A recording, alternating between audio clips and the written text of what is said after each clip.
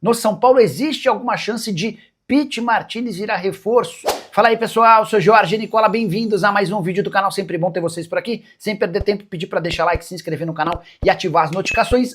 Tudo bem, Kaká, Léo, Jameli, um abraço a todos. Bom, daqui a pouco a gente vai falar sobre o desempenho do São Paulo, que foi um lixo diante do Fluminense. Todos esperavam dificuldades, mas foi o que nós vimos em campo, né? Uma participação considerada um lixo.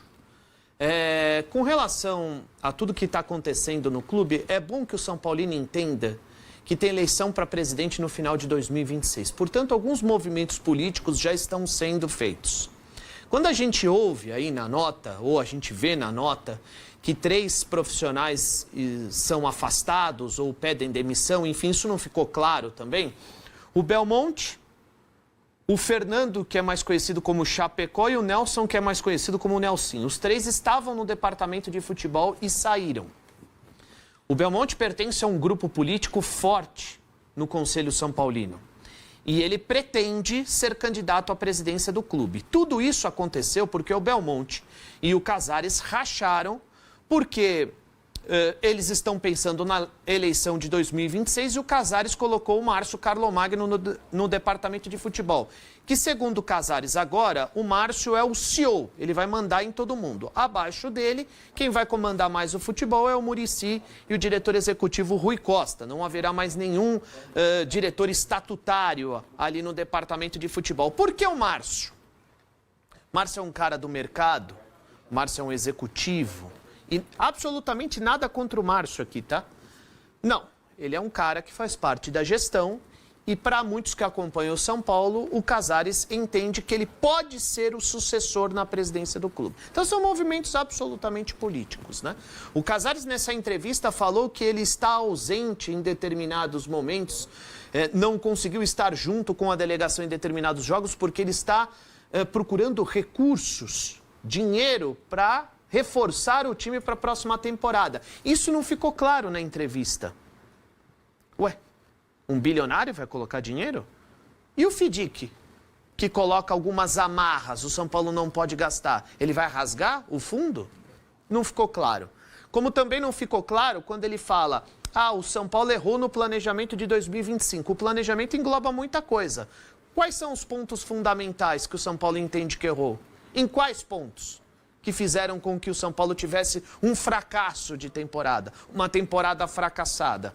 A grande verdade, gente, é que o São Paulo ele está largado há um bom tempo. Tudo começou no 3º mandato do presidente Juvenal Juvencio. De lá para cá, Carlos Miguel Aidar, Leco e Júlio Casares. Todos eles já fizeram parte do mesmo grupo, tá? Então, saiu um, entra outro e a coisa continua a mesma. Eu não vejo luz no fim do túnel porque não há nenhuma avaliação técnica a respeito e sim uma confraria.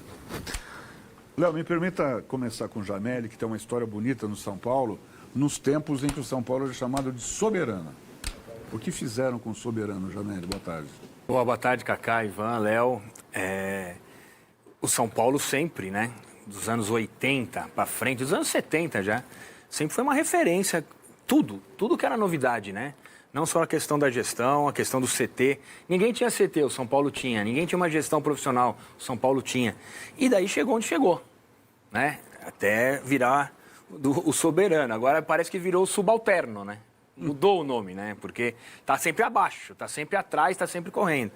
E, cara, o Ivan, que conhece bem, tá mais por dentro, sabe que a política do clube está fervendo ali, né? Até os movimentos estão acontecendo. Por que o pessoal saiu hoje do grupo que vai ser a oposição do Casares? Porque fala, eu não tenho nada a ver com isso, eu já estou do outro lado, eu já virei oposição. Eu estava na situação até ontem, tem um desastre que aconteceu agora. Vira e fala, estou fora. Então, cara, esse é um problema. Não é só no São Paulo que acontece isso, cara. São os problemas da gestão da eleição, de tentar ficar perpetuando no poder, né? Porque já não pode ser mais... São uma reeleição, né? Tem um mandato e tem mais uma. E daí não pode. Daí o cara tem que começar a programar quem que vai ficar no lugar dele. Palmeiras vai acontecer isso daqui a pouco aí também. O Corinthians aconteceu. Então tem que tomar muito cuidado, cara. Mas é triste, cara. É triste ver o São Paulo com a dívida que tem. E o que eu mais fico preocupado, Kaká, é que você não tem um norte. Você fala, não, tá bom, aconteceu isso, cara, tomara que acabe o ano logo, que chega em dezembro, vem em janeiro e o ano que vem vai ser um ano... Eu não vejo assim, cara. Eu acho que vai acontecer a mesma coisa. Vai continuar assim e caindo primeiro. Que agora está mudando, né? Porque primeiro eram os técnicos. São Paulo mudou de tudo quanto é técnico, tudo quanto é jeito. Não deu certo. Agora está caindo para os jogadores e para a diretoria. Uma hora tem que acertar, né? Vou dizer um negócio para vocês. Eu acompanho futebol desde os anos 70. Eu nunca vi os clubes, e aí a gente pode citar São Paulo, Corinthians e Santos principalmente, nessa pindaíba que eles estão vivendo. Se algo não for feito para que eles sejam salvos, não sei como, e aí eu não estou falando de perdoar dívida, existem questões administrativas muito semelhantes, muito parecidas entre esses três, no caos que eles vivem.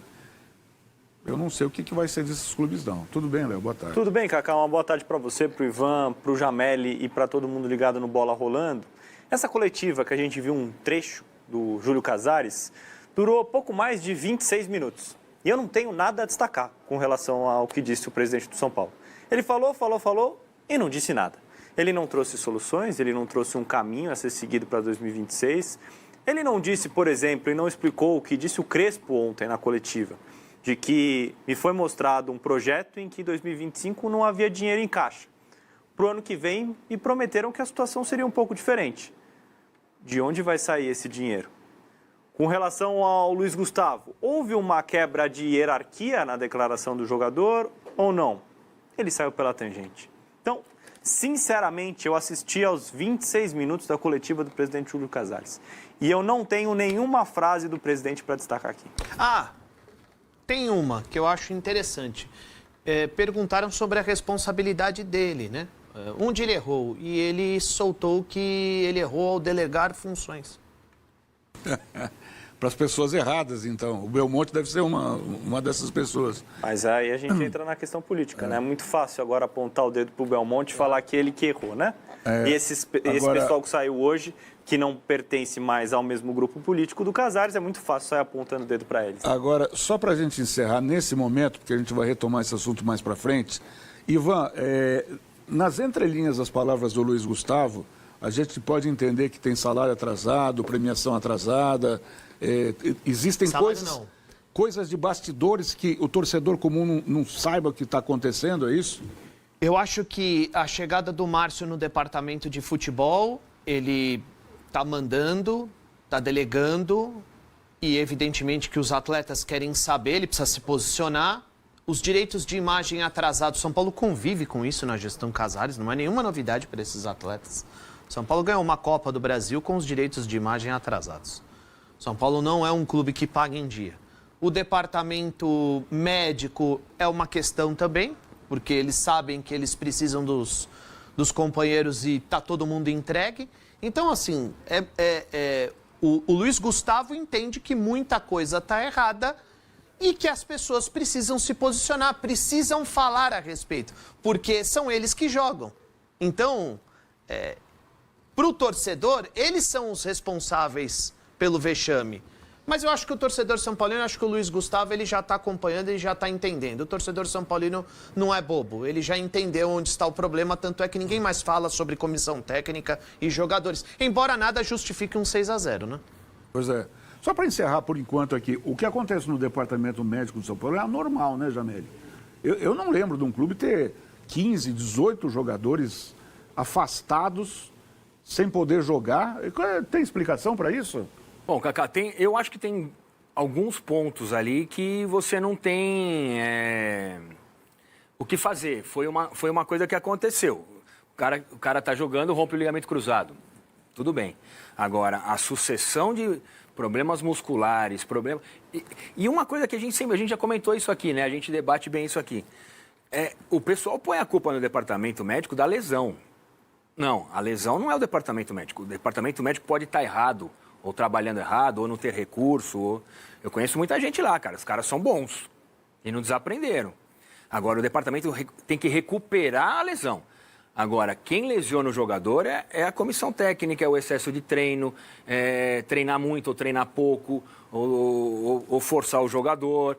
Então, todo esse monte de treinador que vai passando, porque tem lá o Zubeldia, daí o Zubeldia sai, tem um cara gosta de treinar 8 da manhã, é um treino mais intenso, de meia hora, não sei o que e tal. Daí sai, daí vem o Crespo. Gosta de treinar às 10 da manhã, é um treino mais relaxado, mas é mais longo, não sei o quê. Antes era o Rogério, antes era o Dorival e tal. Cada vez que muda uma comissão técnica, isso as pessoas não se dão conta disso, ou não querem se dar conta disso.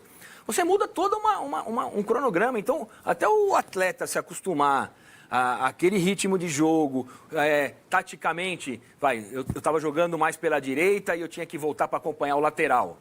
Daí vem outro técnico e fala assim, você vai jogar mais pela esquerda, eu não quero que você volte. Ou agora você vai jogar mais pelo meio. Então, as exigências dos jogadores vão mudando. E daí tem a lesão, porque o cara está acostumado a dar um monte de sprint. De repente fala, você não vai dar mais sprint, porque você vai jogar numa outra posição, que você vai jogar mais cadenciado e vai correr mais com resistência, em vez de dar pique. E isso vai mudando, daí o cara machuca. Eu entendo totalmente o que você está falando e faz total sentido. Mas para mim a questão é que no São Paulo tudo é potencializado. Haveria um efeito prático da troca de comissão técnica? Haveria. Mas como é que você tem 15 caras no departamento médico como ontem? A questão, acho que é mais grave, vai além disso que a gente está listando aqui. Além da troca de comissão técnica, existe alguma coisa dentro do São Paulo que claramente não está funcionando. Que envolve departamento de fisiologia, departamento médico, preparação física. Tudo. E essa foi uma resposta que o Casares, mais uma vez, não soube dar na coletiva. Na verdade, durante a coletiva, se eu não me engano, o Léo, ele defende a estrutura, certo? Entendendo que o refis do São Paulo foi reformado, mas ele fala sobre as escolhas dos profissionais que tocam esse setor. E que o Márcio vai olhar com mais atenção o que está acontecendo. Ou seja, nas entrelinhas, de forma indireta, ele bota a culpa nos profissionais que estão tocando. Eu conheço o CT, eu conheço o refis, eu fui lá, sei lá, 6 meses atrás, 8 meses atrás, a última vez que eu fui lá no São Paulo. Cara, pode não ser o primeiro do Brasil, mas está entre os 10 melhores do Brasil, de estrutura. Para falar agora sobre a chance de Pity Martínez pintar no São Paulo. O meio atacante argentino, de 32 anos de idade, já esteve na pauta tricolor em outras janelas de transferência. E o fato de estar na lista de dispensas do River Plate, ele só fica até 31 de dezembro, quando acaba seu contrato, aumentou os rumores de que o São Paulo poderia tentar sua contratação. Antes de gravar o vídeo, entrei em contato com um dirigente importante do departamento de futebol do São Paulo e posso assegurar que o Pity Martínez está completamente descartado. São dois os motivos. O primeiro deles é a idade.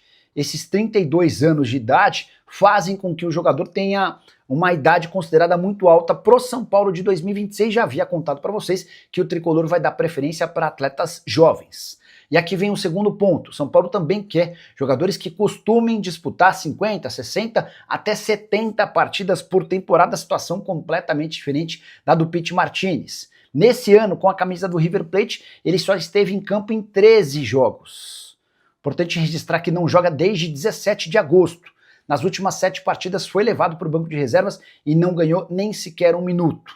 Pity Martínez, que havia jogado só 10 jogos em 2024 e outros 8 jogos em 2023, é tudo que o São Paulo não precisa, de jogador veterano e com histórico de poucas partidas na temporada. Fala, família tricolor, obrigado por acompanhar mais um giro de notícias do São Paulo. Se você curtiu o vídeo, deixe o seu like, porque isso ajuda demais o nosso trabalho. Se inscreva no canal e ative o sininho para receber tudo do São Paulo em primeira mão. Aqui a notícia é rápida, direta e todo dia tem novidade. Tamo junto e até o próximo vídeo. Forte abraço!